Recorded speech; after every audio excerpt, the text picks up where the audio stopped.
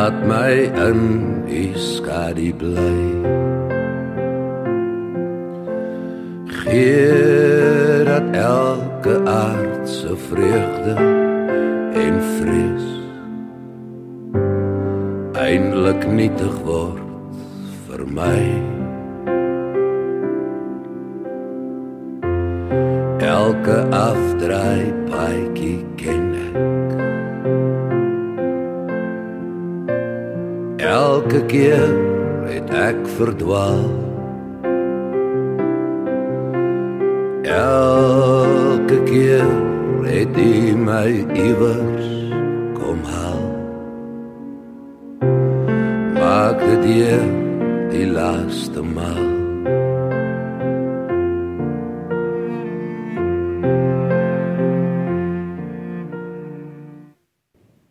Goeiemiddag aan elkeen, baie welkom. Ons is vanmiddag saam in liefdevolle herinnering aan Judy van Heerden, gebore 26 Januarie 1954, oorlede 29 Oktober 2025. Wat 'n geweldige skok was dit nie donderdag toe ek kennis geneem het van Judy se dood nie. As ek maar na my eie emosies en gedagtes daar rondom dink, dan kan ek myself amper nie indink vir julle van my as familie en nabye vriende van Judy en wat in julle harte en julle gedagtes moes leef die afgelope week nie. Al die emosies, al die vrae, hoekom, waarom, hoe, en selfs al sou ons dit reg kry om 'n klomp van hierdie vrae geantwoord te kry, is daar een hoekom vraag wat ons as gelowiges waarskynlik nie regtig 'n klinkklaar antwoord sal kry nie. En dis die vraag, hoekom God sulke dinge toelaat. Maar al sou ons dan ook nie met soveel klinkklaar stekerheid 'n antwoord op hierdie vraag kan gee nie, beteken dit nie dat God ons los sonder hoop nie. Dat ons nie vir God kan vertrou met ons hele lewe nie. Daar's baie dinge waarvan ons vandag dalk nie seker is nie. Maar daar's tog 'n klomp dinge wat die Here vir ons gee in sy woord, waaraan ons kan vashou en waarvan ons kan seker weet. Ek wil sommer net 'n paar daarvan noem. Die wêreld waarin ons leef is stikkend. Daar gebeur die verskriklikste goedes. Mense doen die verskriklikste dinge aan mense. Dis nie God se skuld nie. Dis nie God se wil nie. Dis die sonde. En of ek dit nou wil weet en wil hoor vanmiddag, maar dis ook my sonde wat van die wêreld 'n gebroke plek maak. Kom ons herinner mekaar dan ook vanmiddag hier aan die woorde wat Paulus skryf in Efesiërs 6. Vir ons is die stryd nie teen vlees en bloed nie, maar teen die bose magte in die lig. Tweede ding wat ek wil net aan die begin sommer sê, Johannes sê dit so mooi in sy brief 1 Johannes, wanneer hy sê, God is lig, in hom is daar geen duisternis nie. God het die wêreld so lief gehad, dat hy sy enigste seun gestuur het, sodat die wat in hom glo nie verlore mag gaan nie, maar die ewige lewe mag hê. Hierdie Jesus het die skuld op die sonde gedra. Hy het die bose en die dood het hy oorwin, deur dit aan 'n kruis te sterf en weer uit die dood uit op te staan. Aan hom, so leer die woord ons, het God alle mag gegee in die hemel en op die aarde. Hy regeer vanaf die regterhand van God. Ons as sy kinders, ons is nie uitgelewer aan die een of ander noodlot nie. Ons is nie uitgelewer aan mense se grille en giere nie. En so Paulus skryf dit so mooi ook in Romeine 8. Niks of niemand kan ons van die liefde van Christus skei nie, van God skei nie. Die liefde wat hy vir ons het in Christus Jesus ons Here. Die derde ding wat ek dink belangrik is dat ons mekaar herinner daaraan. Jesus kom eendag weer in heerlikheid om die bose finaal te vernietig. 'n Nuwe hemel en 'n nuwe aarde te skep, waar vrede en geregtigheid sal heers. En waar sy kinders vir ewig saam met hom sal leef. U en ek, ons leef in hierdie tussentyd. Ons leef in hierdie tyd van dit wat al reeds in Christus waar geword het, maar dit wat daar nog nie is nie. Hoewel Christus al reeds die bose en die sonde oorwin het aan die kruis, weet ons, dit is nog nie finaal vernietig nie. Hoewel Christus wel die dood oorwin het, alreeds, toe hy uit die dood uit opgestaan het, het die finale koms van sy koninkryk nog nie aangebreek nie. En daarom is die dood nog steeds deel van ons lewe. Juis ook daarom is ons hier vanmiddag by mekaar. En dit is my gebed dat die Here vir julle elkeen naby sal wees en dat hy ook deur sy woord en deur sy gees elkeen van julle sal troos. Kom ons raak stil voor die Here.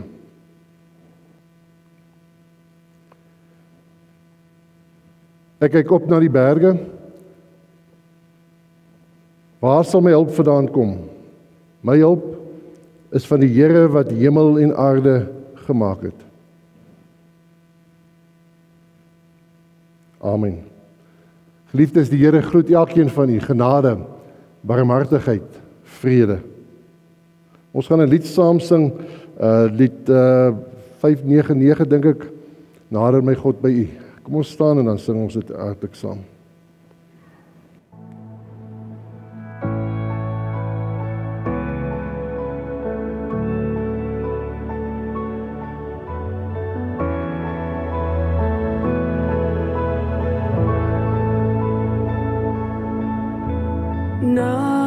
Nader my God by u, nader tot my, net u genade Heer, maak sondaars vry.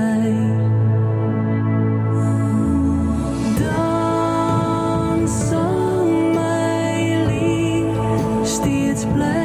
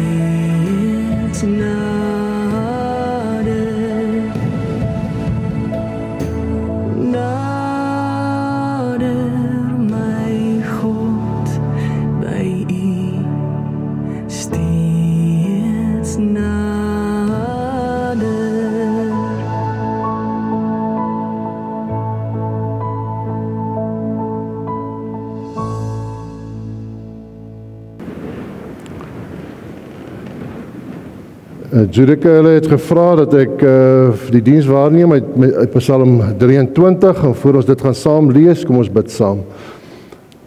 Hemelse Here, dankie dat ons U kan aanbid as lewende Here. Dankie Here dat ons kan weet dat U ook hier vanmiddag saam met ons is, deur die Gees wat in ons woon en werk. Dankie Here dat ons kan weet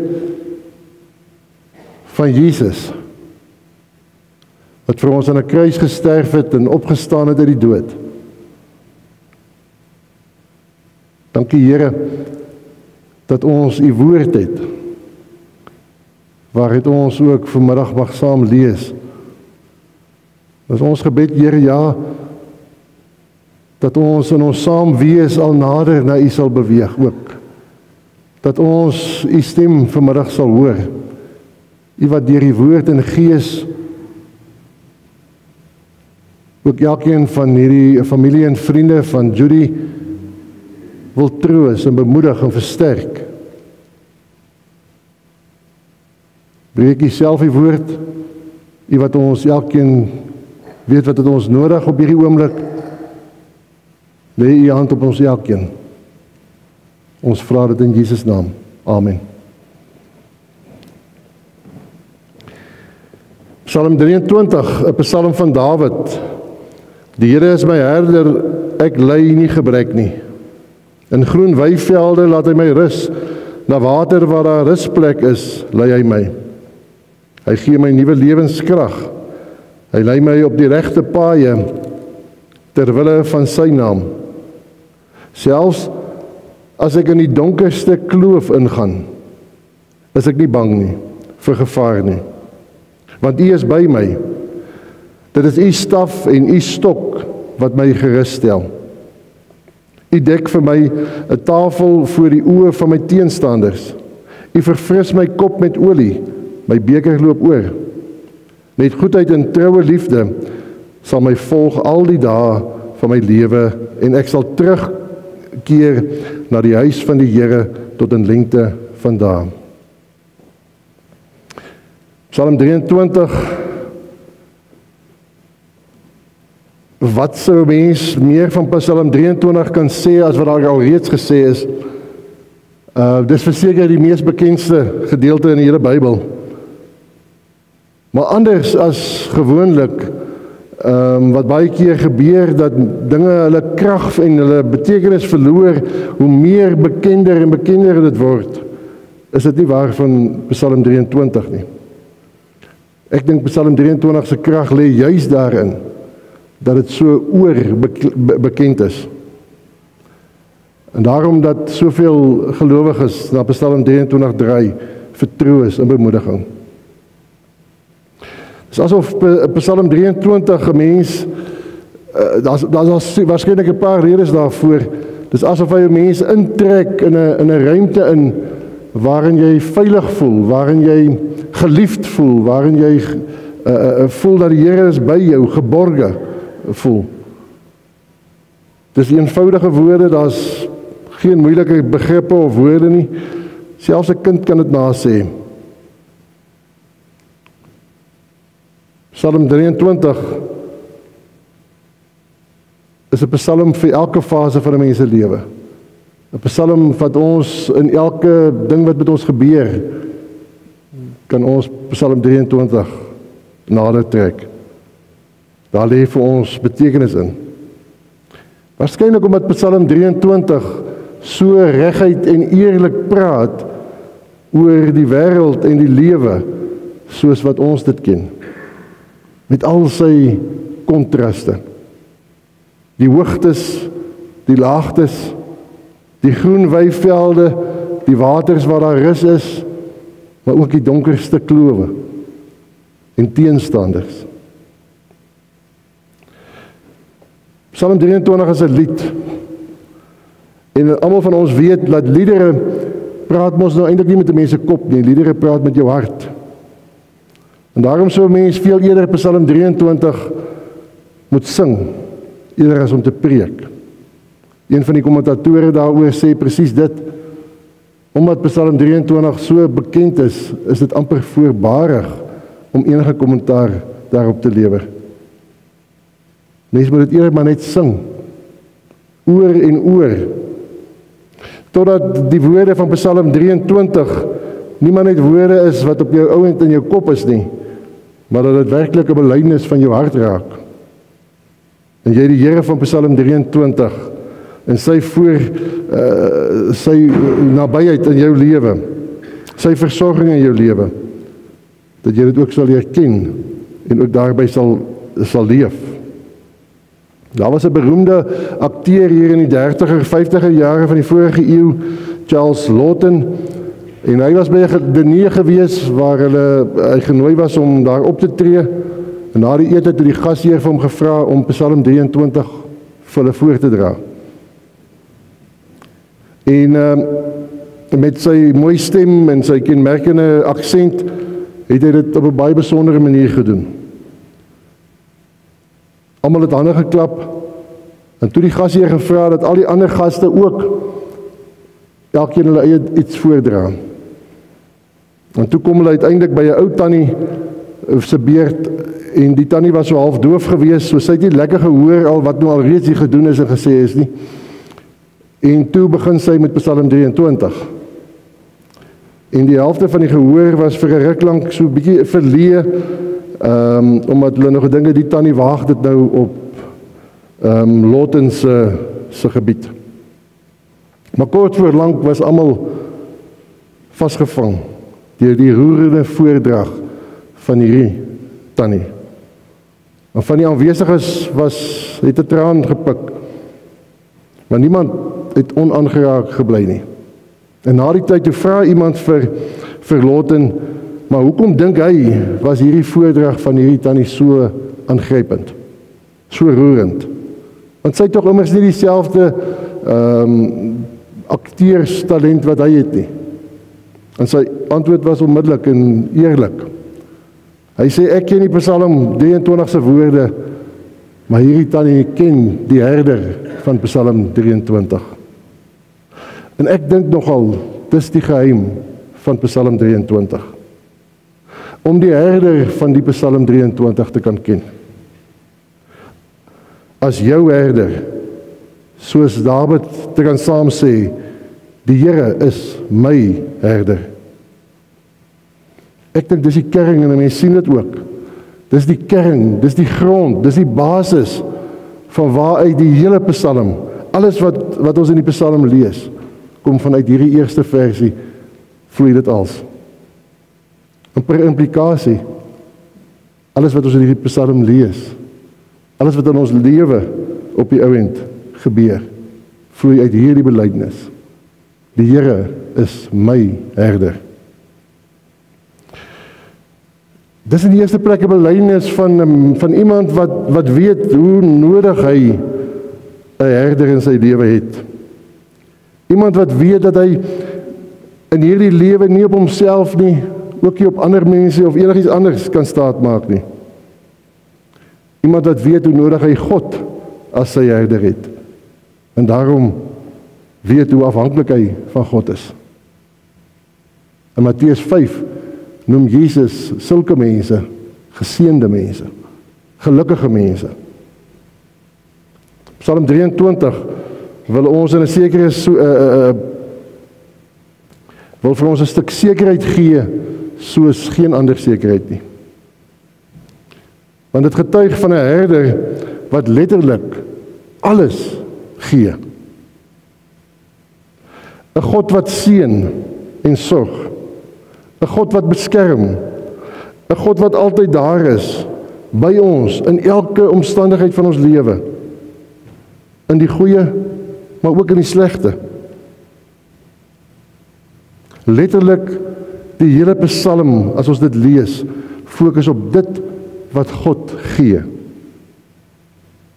In sy verbondsliefde vir sy kinders gee en doen. Hy is, soos ons kon sê, die alleendoener in hierdie Psalm. Hy dra, hy laat rus, hy bring, hy gee, hy lei. Hy doen dit alles ter wille van sy naam. Daar's nie 'n enkele seëning in Psalm 23 wat genoem word wat die mens deur sy eie strewe, sy eie inspanning of sy eie wilskrag verkry nie. Nie een nie. Alles wat genoem word gegee, uit God se hand uitgegee. Die Here is my herder, nie omdat ek hom gekies het nie, maar omdat hy my gekies het. U en ek moet hom as Here, ja, en herder van ons lewe erken en ons kan rus in hierdie volkomendheid van sy liefde. 'n Rus, 'n sekerheid wat daar nie van ons af weggeneem kan word nie. 'n Rus, 'n sekerheid te midde van uitdagings waarmee ons elke dag te doen het. Ja, 'n sekerheid selfs in die aangesig van die dood. Ook vir ons, elkeen vandag hier. Psalm 23 is eintlik 'n feespsalm, maar dit is ook 'n troospsalm.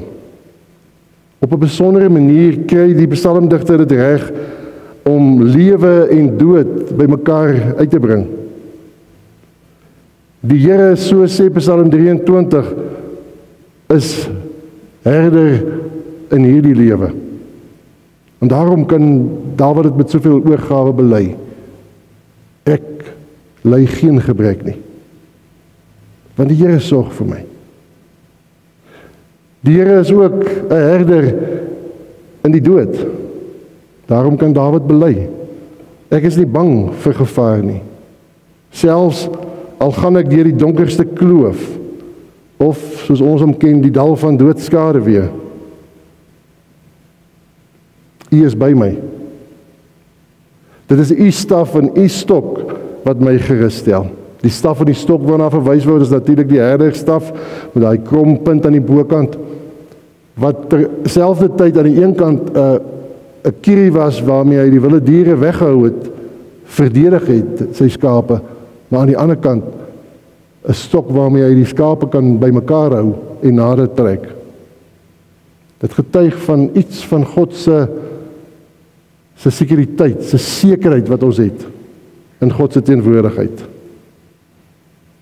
Wat nogal besonder is van hierdie versie, is dat as jy Psalm 23 lees, dan gaan jy agterkom, in die hele Psalm praat die digter oor God in die derde persoon. Hy praat oor die Here, hy praat oor hy. Maar die oomblik as hy in vers 4 kom en hy praat oor hierdie donkerste kloof, dan praat hy in die eerste persoon. Dan praat hy direk met God. En hy sê vir hom, u stok, u is by my, u stok, u staf. Daarin lê my gerusheid. Ons sekerheid, ons vrede. Kom ons herinner mekaar ook vanmiddag hier aan 'n ander geleentheid. 'n Vrydag. Daar op 'n koppie net buitekant Jerusalem. Daar waar Jesus, die goeie herder, sy lewe vir ons gegee het as mense. Daar waar hy die donkerste kloof ooit terwille van ons in ons plek deurgegaan het, ingegaan het. Van God verlate was, sodat u en ek nooit van God verlate hoef te wees nie. Maar kom ons herinner mekaar ook aan juis dat ook daar was ook 'n dag wat ons hoor Paulus sê dit was onmoontlik vir die dood om hom vas te hou. Nadat hy die skuld betaal het vir die sonde, het hy die dood uit opgestaan, hy het opgevaar na die hemel, hy sit aan die regterhand van God. Vandaar regeer hy vandag oor elke mag, elke gesag in hierdie wêreld.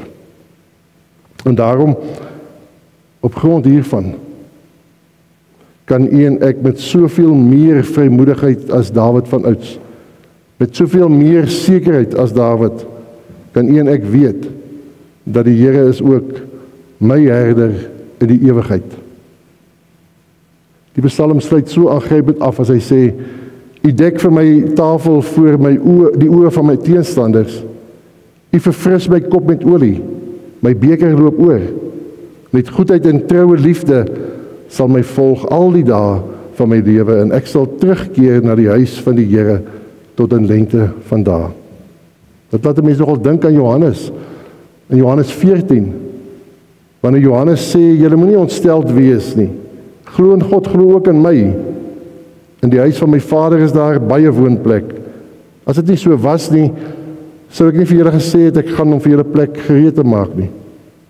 En as ek gegaan het, en vir julle plek gereed gemaak het, dan kom ek terug, en dan sal ek julle na my toe neem, sodat julle ook by my kan wees. Mag elkeen van u, die herder van Psalm 23, mag u hom ken, as herder van u lewe. Mag u saam met Dawid bely, ja, te midde van verlies, ek het geen gebrek nie. Die Here sorg vir my.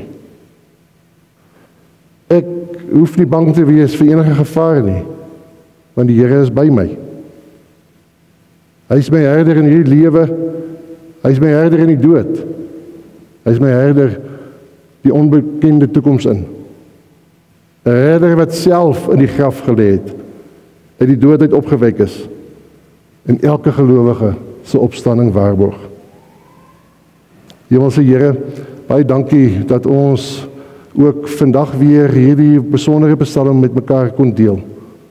Hemelse Here, daar uit Dawid van ouds wat vir ons so besondere getuienis lewe, van hoe hy beleef as die herder van sy lewe. Die wat vir ons sorg in elke faset van sy lewe. Die wat elke oomblik by hom is. Dankie Here dat ons ook kan weet in ons donkerste uur, U is altyd daar. Dat ons met vrymoedigheid met U kan praat, ons nood vir U kan uitstort. Dat ons kan weet, U verstaan. U sien dwars deur elkeen van ons. U ken ons diepste behoefte.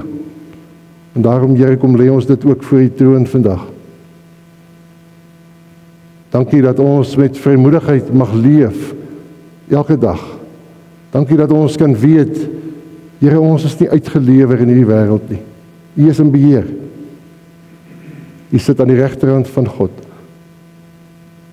Dankie, Here, dat ons ook weet dat wanneer ons sukkel, wanneer ons woorde opraak, dat U Gees ook namens ons by U intree.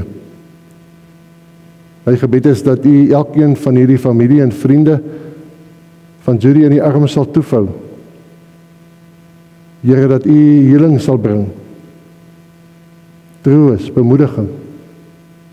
Dat elkeen vir U sal ken as hulle herder. Ons vra dit als in die wonderlike naam van ons Here, Jesus Christus. Amen.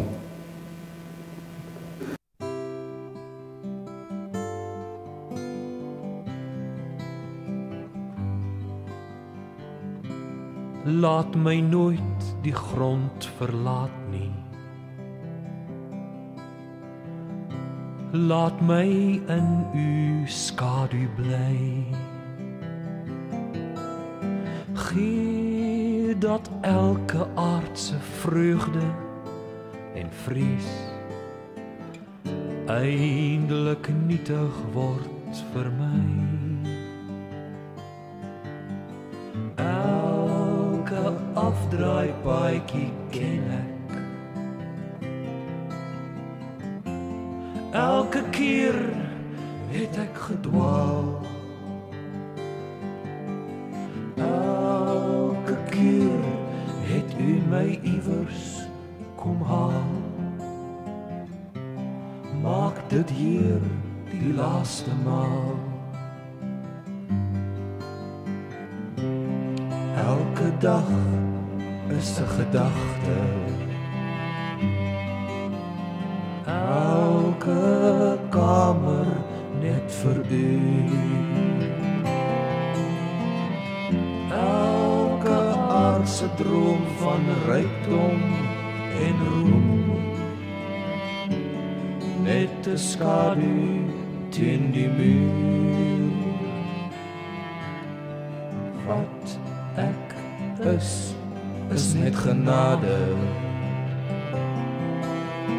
Wat ek het, is net geleen. Eindelijk smag ek na u waters van rus. Lei my Heer vanaand daarheen. Wat ek is net genade. Wat ek het, is net geleen. Eindelijk smag ek na u waters van rus. Lei my Heer vanaand daarheen. Lei my Heer vanaand daarheen.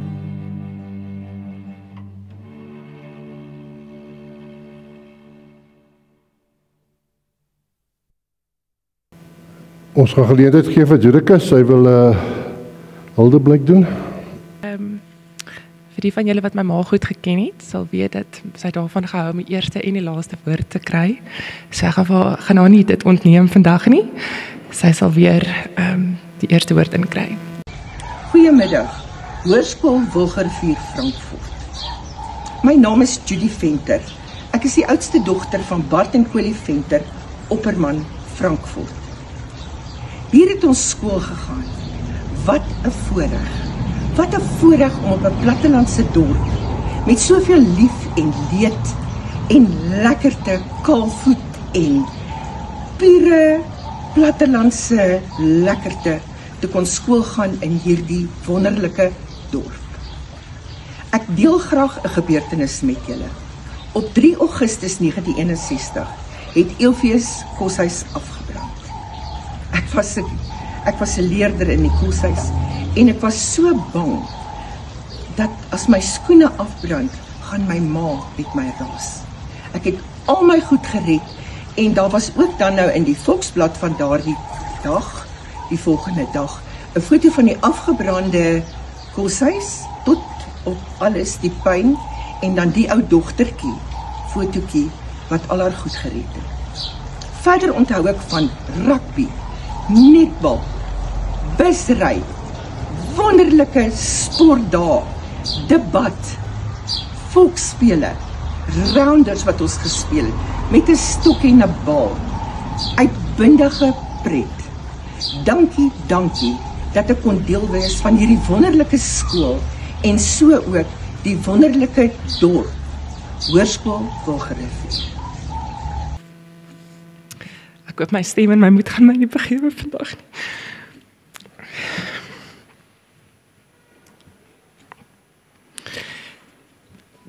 So 'n paar jaar gelede, toe ek voor 'n moeilike besluit te staan gekom het, het 'n goeie vriend hierdie wyse woord met my gedeel. Hy het gesê, die keuses wat jy nou maak, en die daaropvolgende gevolge, gaan jy oor 'n rukkie van nou waarskynlik in 'n paragraaf vir iemand opsom as jy die storie oor vertel. Maak seker dat jy mooi woorde kies as jy jou paragraaf skryf.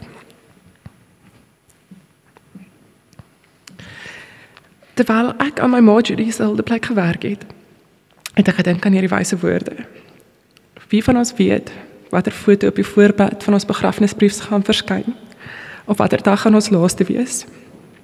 Dit lê vir elkeen van ons voor.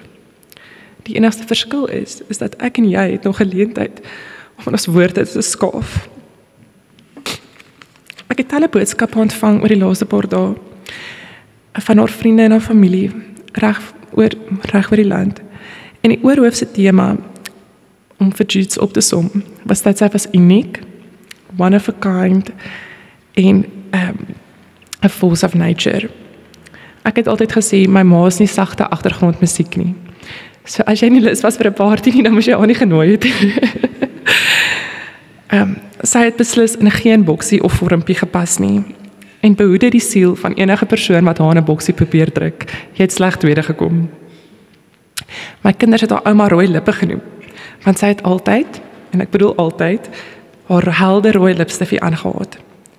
Haar kopdoek was ook 'n moed, en sy het selde die huis verlaat daarsonder.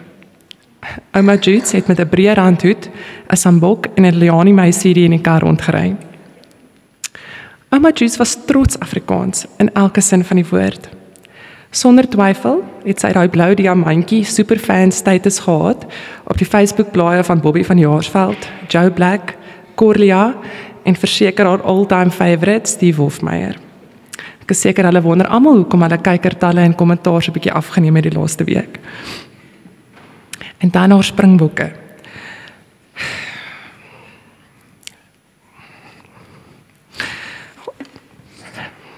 Haar helde was Eben Etzebeth. En toe sy onlangs by ons kom kuier het in Stellenbosch, het sy besluit dat dit Katrein se huiswerk gaan wees elke dag om een van die springbokke se name te leer. En so begin ons. Dag 1 was Eben. So dan sê ouma Judes Eben, dan sê Katreintjie Etzebeth. Toe was dit dag 2, Pieter Steef de Tooi. So as ons by die huis kom, dan sê ouma Judes Pieter Steef, dan sê Katrein de Tooi. En so gaan dit toe nou aan. En op dag 3, toe ek by die huis kom en ek vra, maar waar is die huiswerk nou vandag? Toe is ons weer terug by Eben. Toe ek nou vir 'n bietjie uitvra en wonder, hoekom, wat het nou van die res van die springbokke geword, as ons 15 ouens op die veld? Toe sê ouma Judes, nee, wat net hierdie 2 is nodig, hulle sal definitief die game kan wen as net hulle 2 opdraf. My ma was nooit bang nie. En sy was beslis nie iemand wat die reëls gevolg het nie. Ek dink terug aan 'n paar jaar gelede, toe my ma en tannie Adrie my sou kom ondersteun by 'n sportitem in Durban. Die plan was dat my ma sou deurry van Brits en dat hulle saam die volgende dag sou vertrek en my ontmoet in Durban. Toe sy uit Brits uitry, het sy so net dis kant Johannesburg so klein bietjie te veel vet gegee met haar FJ Cruiser en daar spring 'n speedkop in die pad. Maar Judes het besluit, as hulle al hier aftrek, gaan dit nie net 'n kaartjie wees nie, want sy is ver oor die spoedgrens en sy gee vet. En sy laat waai en sy jaag vir hulle weg daar met blou ligte en al die pad tot by Verlier se afrit. Ek is nie seker of sy ooit vir Tannie die storie of die waarheid vertel het nie. Want sy was te bang vir Tannie gewees. Maar sy het net besluit na 'n tikkie gaan hulle haar vandag aftrek en miskien keer om haar dogter te sien deelneem. My ma het ook nie veel gesteer aan pretensies of opinies nie. Aan pretensies of aan die opinies van ander nie. Sy het aangetrek wat vir haar mooi is. Sy het 'n parfuumbottel gespuit tot hy op is. Sy het 'n koek gebak sonder 'n resep en sy het met 'n skêr gewoonlik haar so 'n bietjie korter gesny net voordat sy by die huis uitloop. As sy haar kop op 'n dik gesit het, het sy hom gedoen. Come hell or high water. My ma was 'n baie loyale vriendin. Tannie Sharon en Tannie Bedelia kan definitief daarvan getuig. En hulle vriendskap is strek oor dekades. En sy sou oorlog toe gaan vir haar hartsmense, dit weet ek. My ma was baie lief vir onthal. Sy was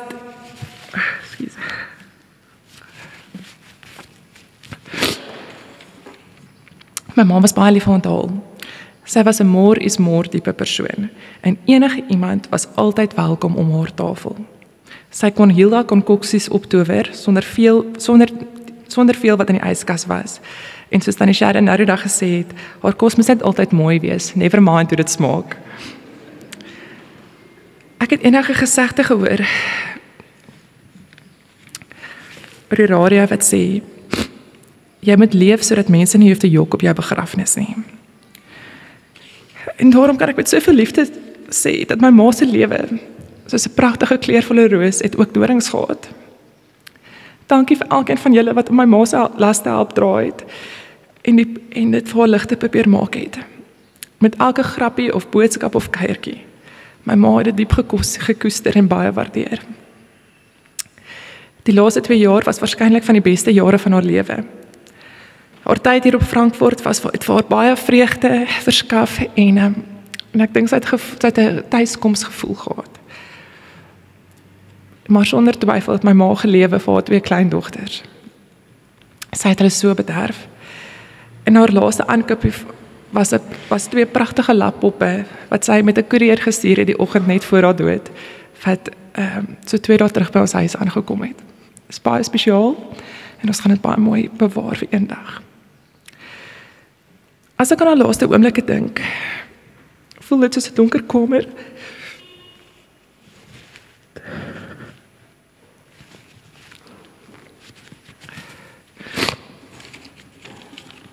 Waarvan ek die deur wil toetrek en my sleutel wil weggooi. Want wanneer my gedagtes soontoe gaan, dan loop die trane net. Sy het dit beslis nie verdien nie. Maar ek wil tog hierdie getuienis deel. En die dae daarna, het ek heeltyd gewonder, soos wat 'n mens se gedagtes moes loop. Het ek myself heeltyd gevra, waar was ek op daai moment, toe my ma gespartel het vir haar lewe?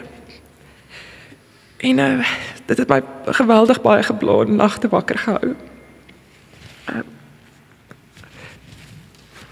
Soos wat ons meer inligting gekry het, weet ons nou dat die tydstip was tussen 5:30 en 5:30. En ek weet, daai dag het ek saam met my 2 dogtertjies op die trampolien gespring buite ons huis en saam met Katryntjie op die trampolien gelê en gekyk na die pragtige halfmaan wat oor ons opgekom het. En dit is so vreemd, dis nie, want ons spring baie op die trampolien, maar dis nie dat ons lê en kyk vir die sterre of die maan nie. En dit was op 5:00 die middag. En so 2 dae later, het my oom Willie vir my 'n boodskap aangestuur en dit was my ma se laaste status update gewees. En dit was haar laaste boodskap. Wat my sussie nou ook met ons gaan deel. En dit vind ek net sê, ouma Judith het altyd die laaste woord. Sy maak seker dat dit wat sy sê gehoor word. En ons gaan ook geweldig baie mis. Dankie. Ek het 'n paar keer 'n brief probeer skryf aan my ma en ek kon dit net nie reg kry het nie, so wat het ons besluit, soos Jurika sê, dat is ook nou net reg, dat sy die laaste woord kry. En die dag van haar dood het sy hierdie boodskap aan my gestuur. Dis die laaste boodskap wat sy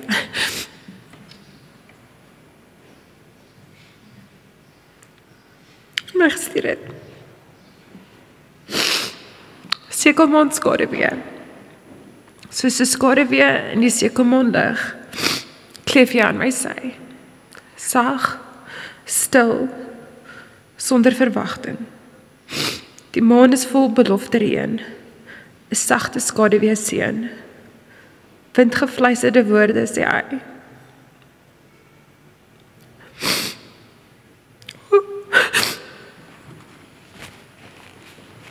Hoor het ek vir jou geleer? As daar enigiemand anders is wat nou ook iets wil sê, as julle is baie welkom om iets te kom sê.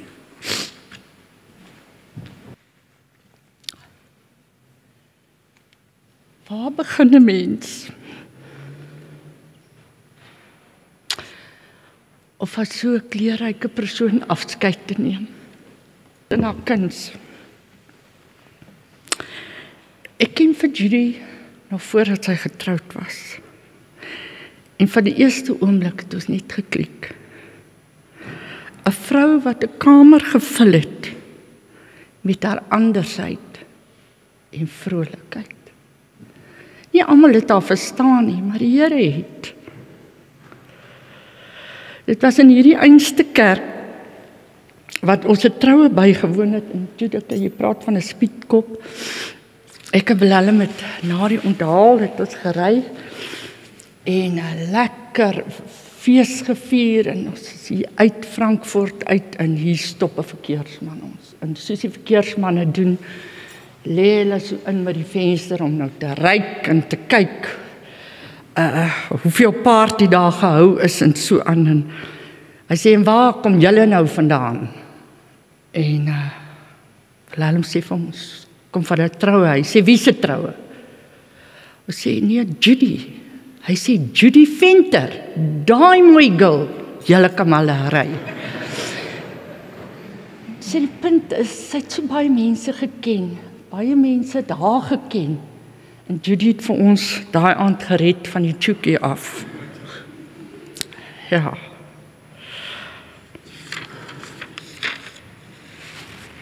Ons het saam kinders groot gemaak. Judith en Renée. Julle ma was so baie trots op julle. Weet dit. Ons het saam gekuier, ons het saam vakansies gehou, ons het saam oor see gereis. Ons het mekaar ondersteun in tye wat ons moes. Ons was hartsvriendinne. In 'n afskeidsgedig aan Breitenbach skryf Joan Hambridge: Die dood val 'n mens in die rede. Dit is so waar. Mens wil nog so baie van haar hê, mens wil nog so baie sê. Jude is die een, en ek is dankbaar vir daai tye wat ons saam gehad het. Want sy was die een wat van 'n gewone lewe 'n buitengewone ervaring gemaak het. Ek mis al klaar haar boodskapies op die WhatsApps, in hoofletters geskryf, dubbelspasies. Julle weet. En sommer net aangestuur, kom maar sommer 'n prentjie aan, sonder woorde. Maar wat ook alles gesê het. Jude was larger than life. En soos Judika gesê het, a more is more person. Kreatief, interessant, geglitter, gelip, geserp en 'n hoed daarbey. En die beste van alles, 'n dierbare, empatiese vriendin wat 'n mens kan kry. Judy se opmerklike lag het nou stil geword. Niemand kan dit betwis nie. Sy was 'n bok vir sports. Ek onthou een ou Kersaand is ons saam met haar in Clarence en ons het die oujaarsaand ete gaan hier in 'n restaurant en so aan en sjoe, ons raak ook nou aan die ou kant en ons stap huis toe en Jude sê nee, ons gaan nie nou huis toe nie. Ons gaan nou daar op Clarence se plein hierdie vuurwerke ervaar. Maar ek en Willem was 'n bietjie te moeg. Ons het nou nie kans gesien nie, so 'n bok vir sports was sy. 'n Wonderlike humorsin. Ons het een keer oorgeslaap daar by hulle in Brits en in die gastekamer was daar 'n gradeplegtigheidssertifikaat van Potch. En toe Willem nou die aand, so ons nou gaan slaap, toe roep hy vir Judy en hy sê, nee Jude, ek gaan nou hierdie sertifikaat omdraai, want dit is mos nou typies van maties. As jy 'n matie is, dan het jy nou niks, dan dink jy nou nie so baie van Potch nie. En ek kan sê, tot nou die dag nog, het Judy ons daaraan herinner, en so lekker gelag daaroor. 'n Raakvat vrou, soos in Spreuke 31, haar hande staan vir niks verkeerd nie. Sy doen wat sy moet doen. So was sy. Suksesvolle besigheidsvrou met eindelose energie, hardwerkend. Sy was nie bang om haar moue op te rol nie. Goed op en afgelaai, vrou alleen. En sy was 'n vroegopstaaner wat gesê het, carpe diem, kom ons gryp die dag. En Judy sy helpende, oop hand, het sy nie in die groot klok gehang nie. Sy het baie beteken vir haar werknemers, haar Brits. Sy het kinders se skoolklere, kinders se skoolgelde, kruideniersware. Sy het gesorg. Sy het families bygestaan met studieskulde vir hulle kinders en selfs vriende uit hulle moeilikheid uitgehelp. 'n Vrou wat geweet het wie sy is, waarvoor sy staan, tevrede in haar vel, dit was ons Judy. Maar partykeer was die swaar kry erg. Ek dink onder andere aan haar oogoperasies wat enige mens moedeloos sou laat. Maar deur die terugslae en broukenis het sy met die Heer se genade elke keer teruggebons. 'n Vrou met merkwaardige grit. Daar's so baie dinge wat by my opkom. Sondag kuiers op ons stoep. Grappies en vrolikheid. Sy het so baie die jong mense geniet. Was so lief gewees vir die ou mense. Haar disse, wat gelyk het asof jy op 'n eiland kuier. Hoe dit gesmaak het, was nie die hoofsaak nie. Mooi lyk ja. 'n Flair vir die estetika was deel van Jude's. Sy het my saamgesleep na VLU byeenkomste, uitstallings, kookdemonstrasies. En sy het kunsklasse toegegaan, daarvoor het ek nou nie kans gesien nie, maar never a dull moment. En sy was lief vir julle Frankfurt mense.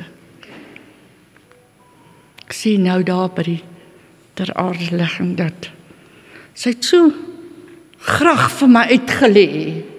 Wie se niggie, wie se neef, wie se oom, wie se aangetroude, en dan sê ek, Judy, ek verstaan niks, ek weet nie waarvan jy praat, jy sê, maar teen die tyd moet jy nou al weet van wie ek praat. Sy, so asof ons, wat naby was, almal van haar familie en mense waarvoor sy lief is, moes ken. En vir my, was daar altyd kondensmelk vir die koffie. Een van my kleinkinders merk oor die naweek op, Tannie Judy, die tannie wat altyd so lekker ruik, hartsgenoot, uniek, dit was sy. Mag sy nou vrede hê.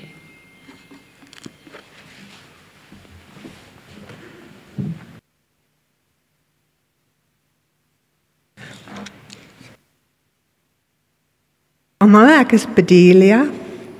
Dit was omtrent 44 jaar, ek het dit opgetel, het ek het in die groot SABC nuuskamer ingeloop vir my eerste werksdag daar. En ek was verstom, dit was so 'n groot plek en daar was so baie mense in hierdie groot nuuskamer. En ek het verstom daar gestaan en daar oor die vloer het die allermooiste vrou na my toe aangekom. En sy het vir my gesê, ek hou baie van jou skoene en ek dink jy moet saam met my kom. En daar het ek en Judes 'n baie en vir ewige bond gesluit. Maar 44 jaar was te kort vir 'n vriendskap saam met Judes. Soos Sharon sê, soveel ervarings, soveel blye dae, soveel herinneringe. Maar daar's een dag wat ek graag met julle wil deel. Vir my 50ste verjaarsdag het ons gegaan na Zanzibar eiland toe. En ons het daar op 'n klein eiland gebly buite Zanzibar. En elke dag het ons in 'n ander rigting gekyk en gesê, daar gaan ons daai kant toe en daai kant toe en dan het die bootjie ons kom haal en ons het al hierdie wonderlike plekke gaan ondervind. Maar die heel laaste dag sê ons, terwyl ons daar op die strand sit, maar ons was nog nie by daai eiland nie, wat die naaste aan ons is. En toe sê Jude, ja, sy dink ons moet daar swem, want ons het mos nou al ons goed saamgebring.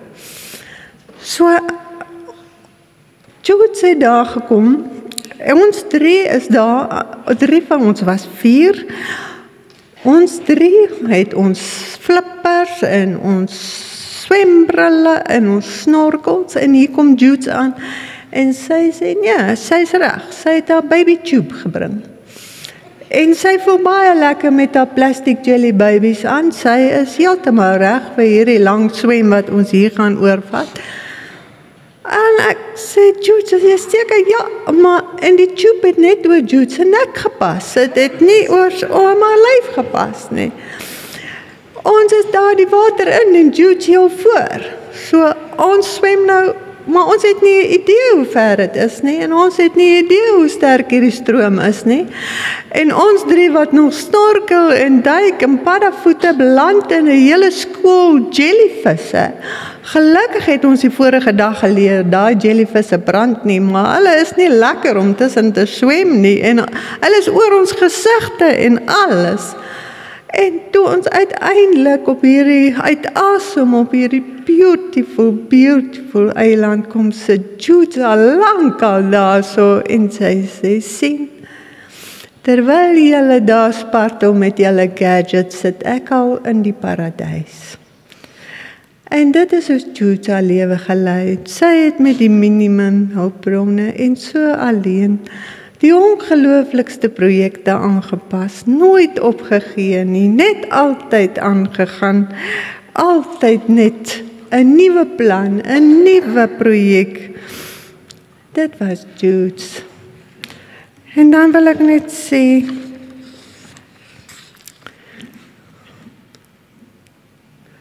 dat as ek dink en ek glo, toe daar 'n draad om Jude se nek gegaan het sy weer haar klein tubes aangesit en die stroom afgeswem na die paradys. Want dit is wat sy verdien, die paradys.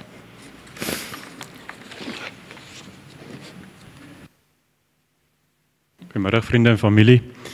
Vir die wat my nie ken nie, my naam is Jaco Groblaar. Ek is die skoonseun van Judy, Judy se man. En ek wil net graag 'n paar bedankings namens die familie aan julle deurgee.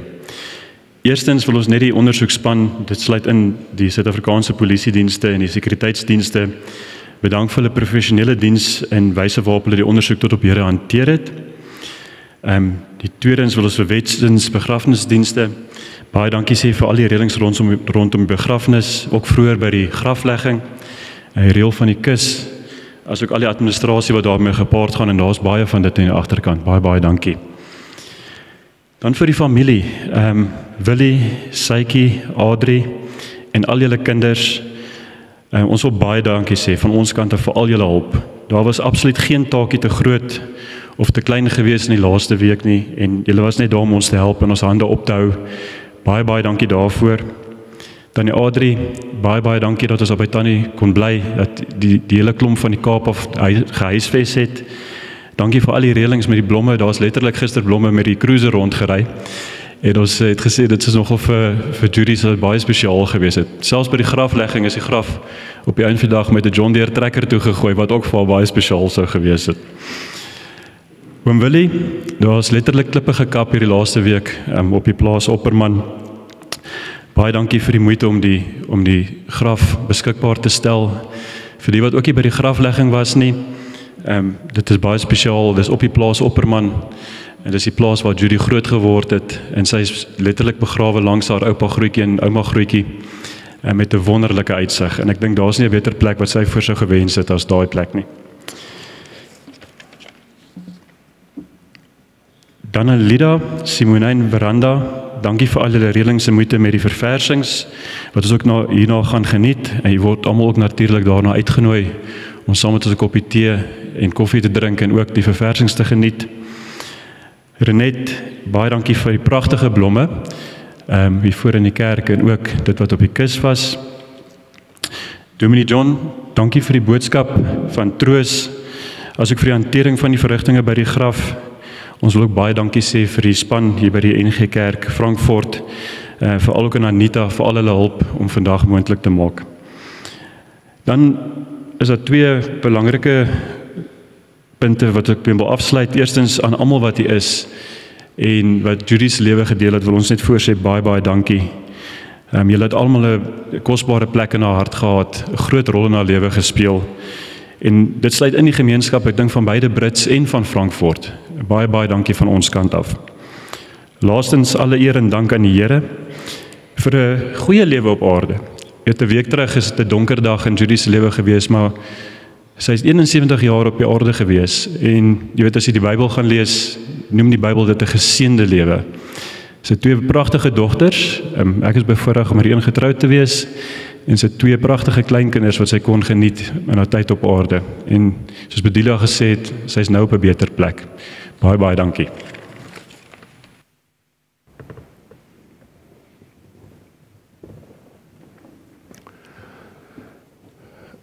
Ek gaan vra dat ons staan, dan gaan ek die seën uitspreek en dan gaan ons vir die familie geleentheid gee om uit te beweeg.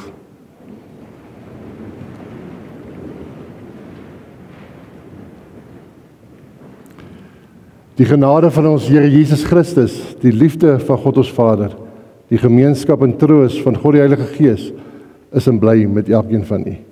Amen.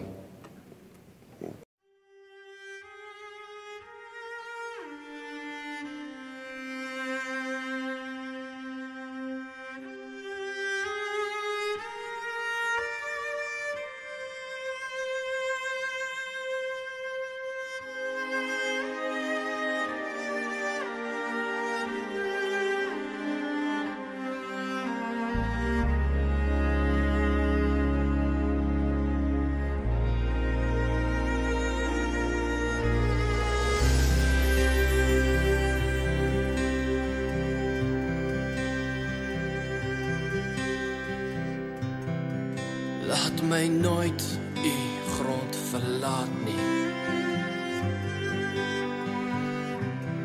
Laat my in u skadu bly. Gee dat elke aardse vreugde en vrees